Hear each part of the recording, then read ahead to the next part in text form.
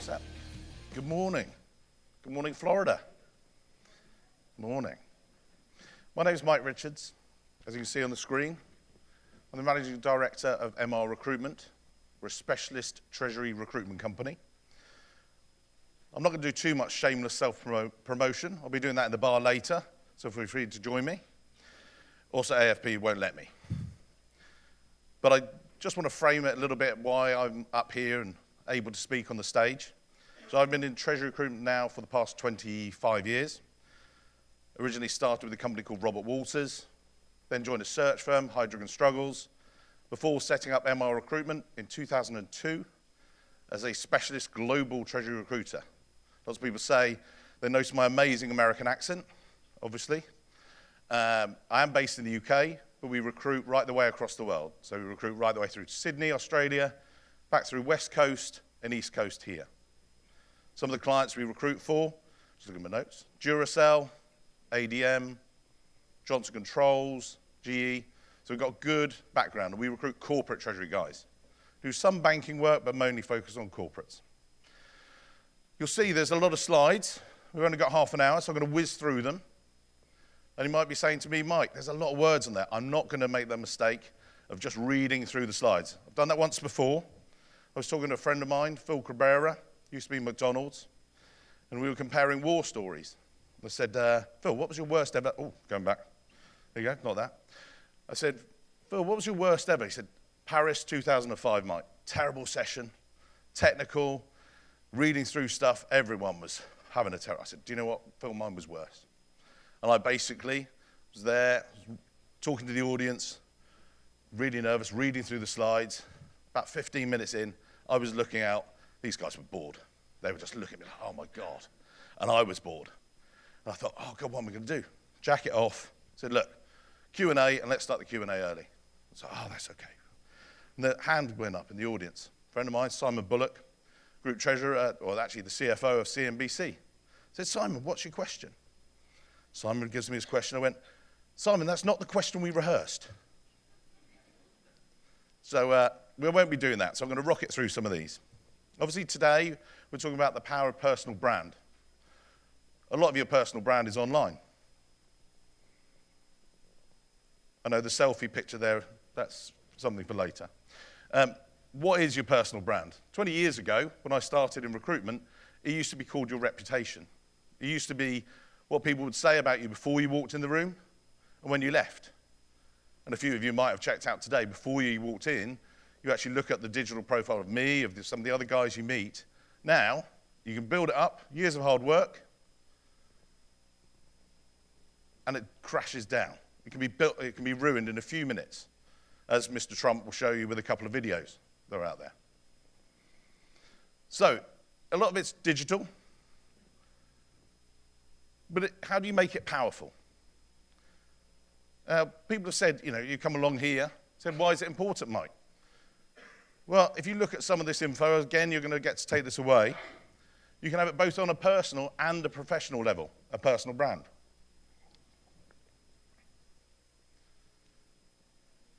Lots of people are looking for jobs, but actually is personal brand just about your job hiring and things? No, quite the opposite. In actual fact, when you're not looking for a job, lots of people said, oh, I'm on LinkedIn, Mike, but I'm not really looking for a job. I said, well, that's fine. You don't need to be all out there looking for a job. The proof that you guys are actually here networking in a professional sense and learning and wanting to gain more information and develop yourselves actually proves to yourselves that you're actually good at the personal brand and you're actually looking at things like that. So, what sites are we going to focus on? We'll do LinkedIn. We're going to do a bit of Facebook, a bit of Twitter, and some LinkedIn. People have said to me, but Mike, Facebook, that's my personal life. That shouldn't cross over. Well, it does. It's out there. It's accessible. Twitter, the same. We'll talk about that and the success of that, and LinkedIn. So as I said, I want to keep it short and sweet, because obviously it's first thing in the morning. I've seen a few people with their coffee, and they want to stay awake, so we'll keep it nice. So 12 top tips, 12 minutes. Take a deep breath. Facebook. So, people have said to me, Mike, why is that important on my personal brand? because that's your private brand. And lots of people confuse it. You can lock down your Facebook account. We were at a Treasury yesterday, and actually when we went on it, we showed her exactly how to change our settings. Because otherwise, lots of people, there are lots of times you don't want to see me on my Speedos on my holiday, particularly in Naples. Okay, maybe you do, but we're not going to let you. Sorry. Go private. People have actually said this. When you're going into a meeting, they say, well, actually, I'm not looking for a job, Mike. I've said to you, I'm not. But actually, you want to go and meet your banking guys. They'll check you out before they get to meet you. Your treasury management provider. They're going to actually want to find out about you. So make sure you don't have that. We've all looked like this after a couple of days at the AFP. But I was speaking at Windy City Summit earlier this year. And actually, I felt quite bad for some of the guys there. Youngish guys. Sorry, just go back a stage. There you go. And they were saying, Mike, what do we do to hide our stuff? I was like, what do you mean hide? And they went, they had pictures of them out of various frat houses and lots of things. And now they're going in the professional arena, and they're like, oh, God, what do I do? What we did, we went through and coached those guys about turning off tagging. And what tagging is, for those of you who don't know, if you have a picture of you somewhere, and someone says, oh, helpfully, oh, yeah, that's Mike Richards. Well, actually, you can turn that off, that ability, so they can't tag you. That means you can't be found. The other way of doing that as well, go incognito. Now, people said, is that a bit OTT? It's up to you. But if you don't want to share your private life, then you don't have to share it. You can also change your name on things like Facebook. Give yourselves, I could be Mike Richards, I could be Mike R, I could change various bits. If you use that nickname, you can't then be found. It helps you. So a lot of this, again, is very digital, and it's about protecting yourselves. Twitter. People have said to me, again, Mike, does Twitter really count? I was just looking at some stats this morning, and I think it's 34% of people have found out about a job or an opportunity through Twitter. Twitter's good. It's not just good for job sharing, it's also sees about different people's opinions. You're going to meet someone, have a quick look at their Twitter profile. If you go into a meeting, you can actually find out a bit of background information about that person. And one of the things you don't want to do is be diplomatic, or do be diplomatic, rather. So don't say anything online that you wouldn't want plastered on a big billboard. So what I mean by that, so you're going for a meeting with someone, you tweet on there, say, Mike, or you say, love those Cubs, or can't stand those Cubs. Oh, they're terrible, blah, blah, blah. You walk into the client's office the next day, you're going for this meeting, there's the baseball signed by Babe Ruth. Yeah. They say, should we finish the meeting now? You might as well. Don't just tweet for the sake of it. Share something of value. And again, if you are on Twitter, just look at what you're doing and thinking about your personal profile and how it goes. Now, here's the big one, LinkedIn. With LinkedIn, if you go to the LinkedIn booths that we've actually got set up here, it's been quite fascinating to talk to a lot of people about LinkedIn. A lot of the time we're saying you need a good professional headline. If you look at mine, I talk about how I help Treasury professionals find their next opportunity, find their next role. And this is where your personal brand starts. A lot of people say, well, hang on, Mike, I'm a Treasury analyst, I'm a Treasury manager. And I go through their profile and I actually say, look, why don't you tell them what you do? Working capital. This is something I do. Or I've just given a speech recently. Well, actually shout about it. Talk to the audience. Don't just be group treasurer, this is what I do. Actually, make it some achievements. Tell us about what you do. Next section in your summary is your summary section. Now, I've been reading a lot of these at the LinkedIn booth over the past few days. And people said, well, Mike, I just do my job and everything else. And, look at this treasury management system. Look at this. I said, well, how much money have you saved? And everyone was able to give me numbers straight away. They were like, I saved X amount for my company. I did this. I said, great. So shout about it. Tell us about this. This is your opportunity to show the real you. Never leave it blank. I've seen that a few times. It just lists your name, lists your job, and that's it. Use your numbers to back up the results. Also, please don't. The number of times, flexible, accomplished, motivated individual, because you're not going to write on there, inflexible old fart. It just doesn't work. But that's what it says, empty words. Do have a photo. Why? It's 14 times more likely that people will connect with you if you have a photo. There's obviously a photo booth here, which is really good. And it's your virtual handshake. It's your first time. I had a thought one stage, I was going to come on here, slouch on, play a little video, and I thought, do you know, is that the first impression I want you lot from me? Like, no, that's not what I want. And this is your first impression. I was spoke in Belgium a couple of weeks ago, and Patrick, one of the senior treasurers there, said, Mike, not being funny, I'm not very photogenic. And I said, look, Patrick, look at this. But I said to him, when you next go into a meeting, do you walk in to meet these guys, whoever it might be, and say, morning, I'm Patrick. How are you? Great. No, you only get one chance to make a first impression, so make it count. Now, let's talk about, make it appropriate, please. Now, the photos you're about to see, for those who are of a nervous disposition, you might want to leave the room or close your eyes for a couple of minutes. These are not appropriate pictures. They're all remade. They're actually real photos, and I can send you some of the LinkedIn links to them later. But they're remade photos of people that we found on LinkedIn. It's a bit of a rogues gallery. There you go. I'll let that one sink in. So, I don't know who this guy was.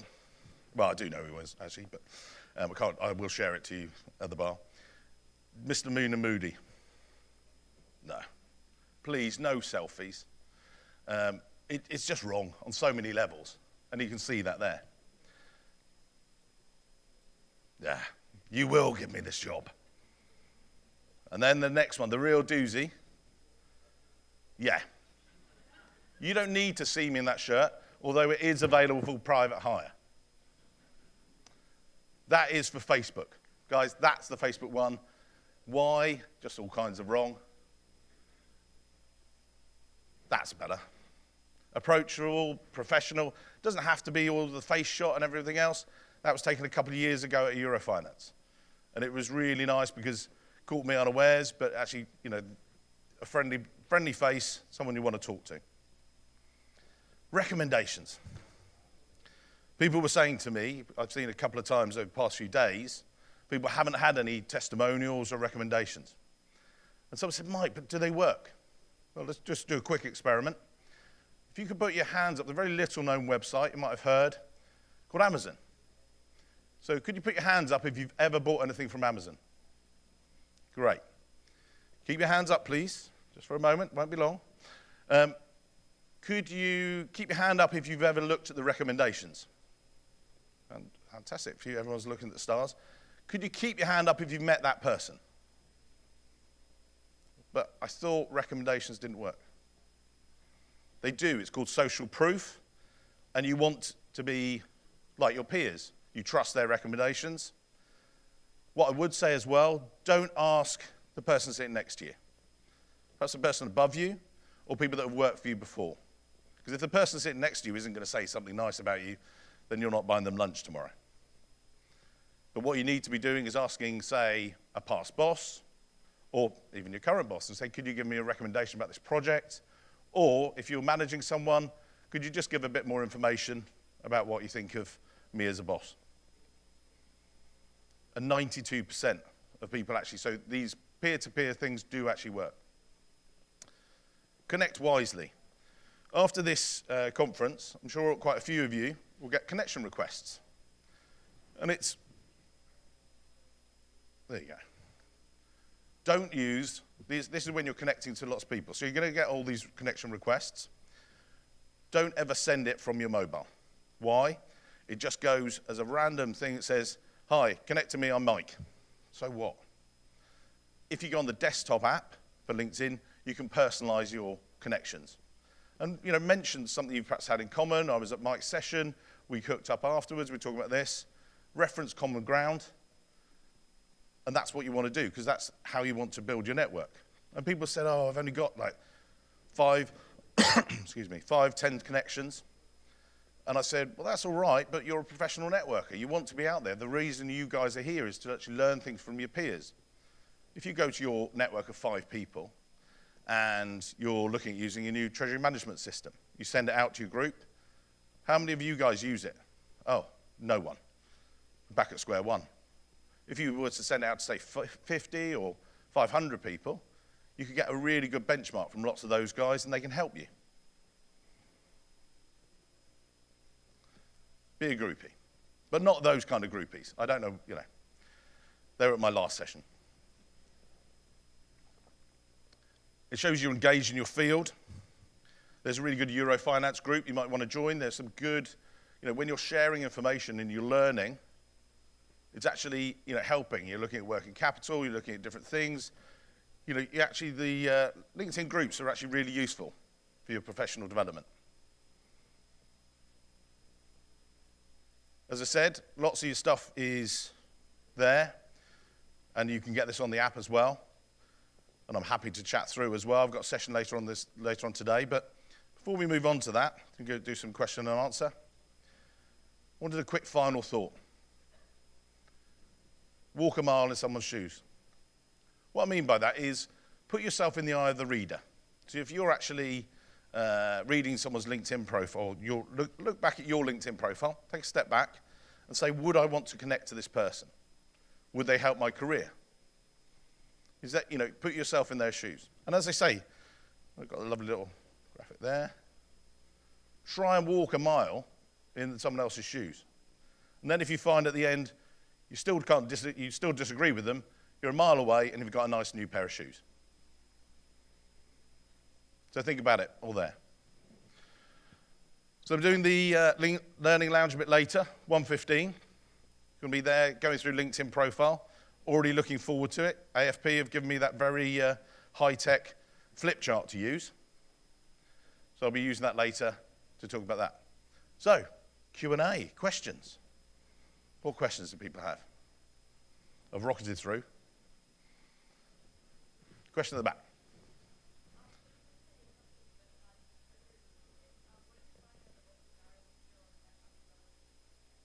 So I've got the first bit, treasury recruitment, and then apologies. So. Okay. So just to repeat it here, what are people looking for when they're recruiting at the moment? They're looking for achievements, in our opinion. When I've actually spoken to people, they're looking for what have you improved about your company? How have you taken it from A to B? The number of times I sit down with candidates and I get their resume and it's a list of their responsibilities.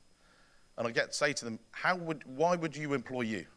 And they're actually saying to me, well, I'm not so sure. And you're looking at your own resume. It needs to be about them. And what they're looking for is, so you've come in as a treasury analyst. Did you just sit at your desk for 3 years and do nothing? Or just turn the handle? No, of course you didn't. The first year you learned your job. Second year, you did it and started to make the improvements. Year 3, you were actually making iterations and getting a lot better. So that's what they're looking for. They're looking at what difference you've made. So again, it's when we go back to that other one, like walking in someone else's shoes. Just back. Oh, there you go, nice. And we're back at the room. Yeah, that's what they're looking for. Does that answer the question enough? Yeah. Other questions?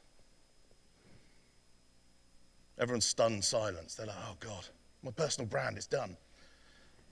Yes.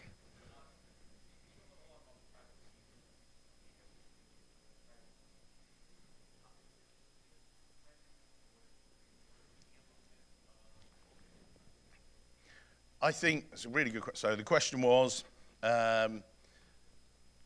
could you be too private on your own private social media? I think it's got to be a personal choice, really. And you can choose the levels. As we said on the slides there, you can over-connect. You can overshare. No one wants to see. That's why we whizzed through some of those slides. You know, I don't want to know what you had for breakfast. Might have been nice, but I don't care. You know, there's no need to actually share a lot of that stuff. I think, so there's control over it. I think also, you know, LinkedIn is a professional forum, professional networking, so keep it professional. I think with your personal stuff, I don't have, for instance, I do have a Facebook profile. You won't find any pictures of me in my Speedos. No one needs to see that. But actually, I don't put stuff up there because it's what's personal is personal, and it's my private life. And I don't want to share my private life with you guys because you're not interested, really. You want to know, can I help you get a job, or can I help you move on or develop your personal brand? Does that answer it? Yeah. Other questions? Yeah.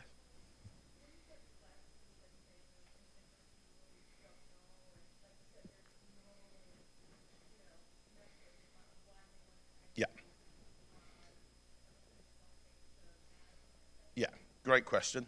So the question was, if someone's connecting to you, or wanting to connect to you, and it's just this, as you say, this random, hi, connect to me, should you, do you have to? You don't have to, for a start. Don't worry, they don't feel the bitter taste of rejection. They don't get a note that says, no, Mike, Mike doesn't like you, he's not connecting.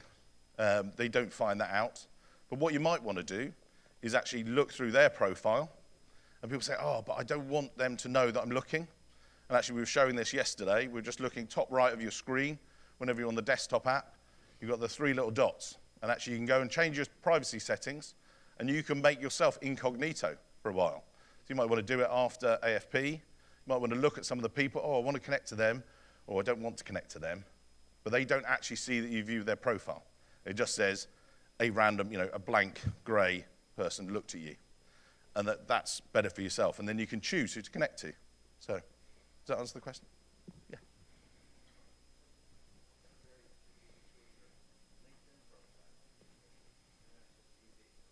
Okay.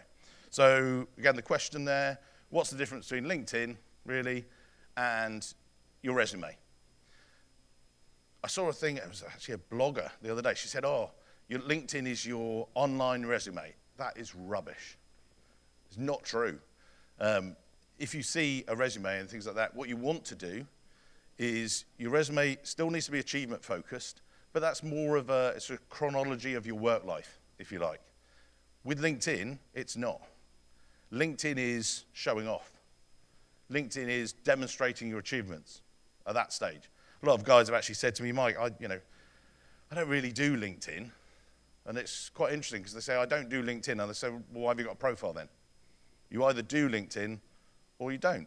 And actually some of my clients, a couple of them have said, they said, Mike, we don't do LinkedIn.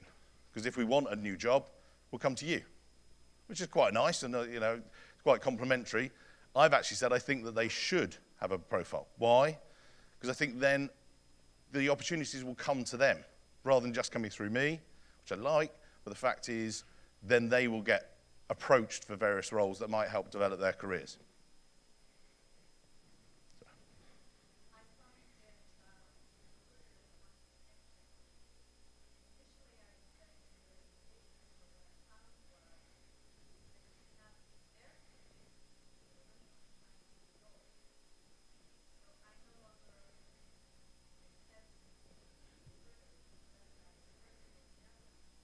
Yeah. No, I don't think so. So the question was, this lady said that recruiters are devious scum, and basically all they want you for is your connections. Sorry, it's true. You got me. But joking aside, you can actually connect to any recruiter you want, and you can actually turn off the visibility of your connections. So when someone comes to look at mine is switched off, because I don't want people to feel uncomfortable. So if any of you guys were to connect, you think, hang on, I don't want my boss to know unnecessarily I'm connected to this guy. So, but joking aside, there are a lot of recruiters that will just try and build up their databases, just to say, and build it. And it's very different, actually. I wrote an article on LinkedIn. Again, we'll talk about this at the LinkedIn Lounge later, but that was about the difference between the UK and European recruiters and US recruiters. And the job here is very different.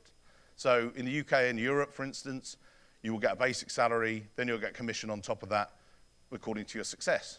Over here, they are generally rewarded just on results, commission only, so very short-termist. It can be a real challenge unless you're in the search level. So some of those recruiters, if they connect to you as a Treasury person, that then if they don't get a Treasury job in the next month, then they'll leave. You know, they'll just move on to the next job. And that's one of the reasons they don't necessarily always build up a long-term relationship. So that's maybe, does that answer the question, I think? Mostly. But we could talk more about it outside and perhaps we'll connect later. I don't want to see your connections, it's okay. Sorry.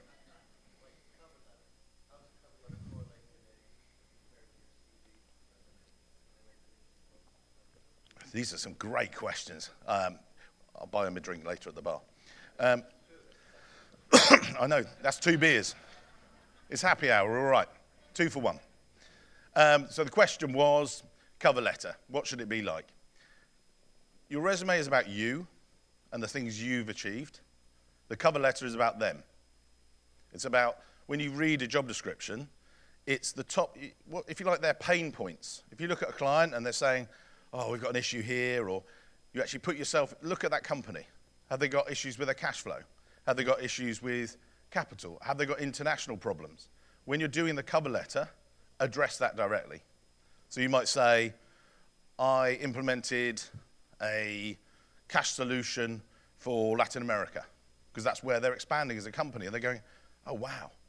So that's the reason, if you like, that's the invitation to get you through the door to actually meet them for an interview.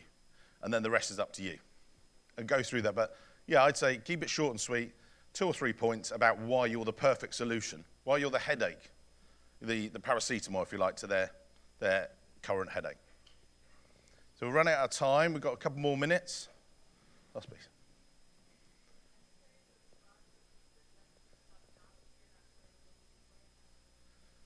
So again, we're talking devious scum, okay?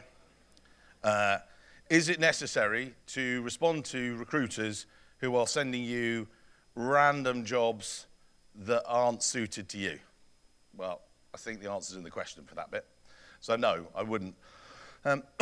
What you might do, though, if a role is, relatively suitable for you, or it's something that does interest you, perhaps it's not at the right level, then I would respond and say, look, whilst this isn't right for me, this is the kind of thing I would be interested in.